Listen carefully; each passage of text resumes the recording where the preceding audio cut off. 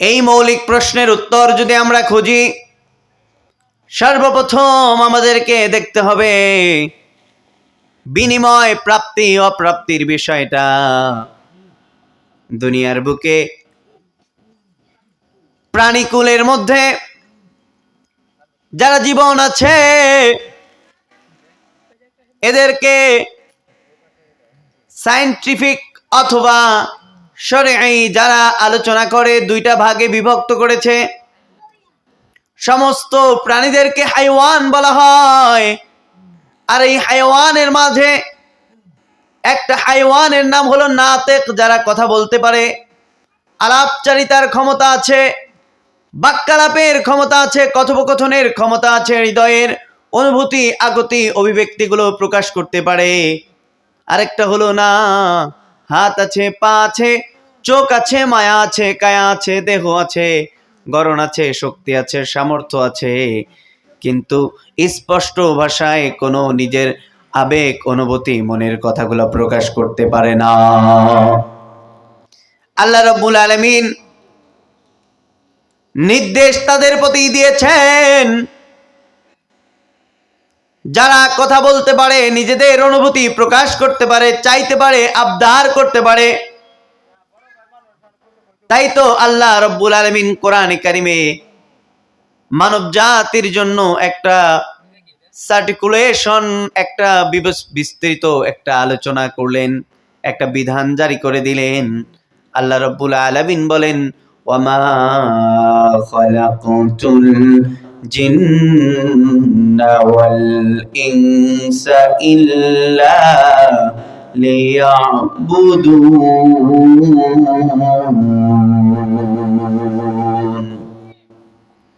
আমি জিন জাতি এবং মানব জাতিকে সৃষ্টি করেছি আমার ইবাদতের জন্য।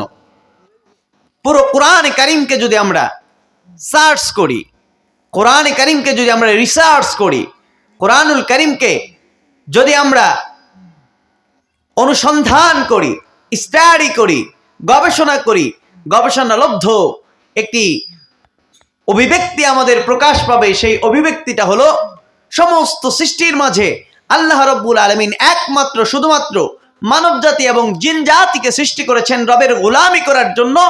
আর মানব জাতি আর জিন জাতি ভিন্ন সমস্ত মাখলুককে আল্লাহ রাব্বুল আলামিন সৃষ্টি করেছেন এ দুভয়ের গোলামি করার জন্য। এই জন্য আল্লাহ তাবারক ওয়া তাআলা কোরআনে কারীমে স্পষ্টভাবে এখানে বলে দিলেন, আমি জিন জাতি এবং মানব জাতিকে সৃষ্টি করেছি আমার গোলামির জন্য। সেই সাথে এই মানব জাতির ফলাফল দুনিয়ায় আল্লাহ রাব্বুল আলামিন দেন এমন কোন অভিব্যক্তি আল্লাহ প্রকাশ করেন নাই।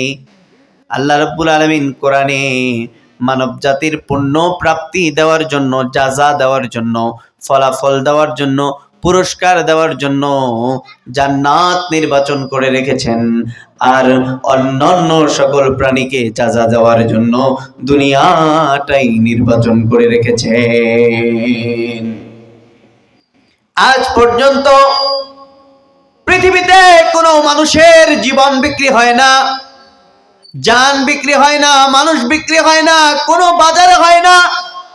যদি হয় তাহলে তাদেরকে বলা হয় অন্যায়কারী, তাদেরকে বলা হয় অপরাধকারী, তাদেরকে বলা হয় সমাজের ত্রাস, তাদেরকে সন্ত্রাস বলা হয়, তাদেরকে আদর্শ মানুষ বলা হয় না। কিন্তু অন্যান্য প্রাণীর মধ্যে ছাগলের বিক্রি আছে, মূল্য আছে, প্রাপ্তি আছে, গরুর বিক্রি আছে, মূল্য আছে, প্রাপ্তি আছে, হাঁসের বিক্রি আছে, মূল্য আছে, প্রাপ্তি আছে, অন্য সকল প্রাণীরাজের বিক্রি আছে, প্রাপ্তি আছে, মূল্য আছে। কিন্তু আল্লাহ রাব্বুল আলামিন বলে, বান্দা তোমার মূল্য, তোমার প্রাপ্তি, তোমার দাম আমি আল্লাহ রাব্বুল আলামিনের কাছে তবে দামি হওয়ার জন্য তোমার শক্তির দরকার নাই, তোমার সামর্থ্যের দরকার নাই, তোমার চেহারার দরকার নাই, অর্থের দরকার নাই, বিত্তবান হওয়ার দরকার নাই, কোটিপতি হওয়ার দরকার নাই, সুদর্শন হওয়ার দরকার নাই, শিক্ষিত হওয়ার দরকার নাই,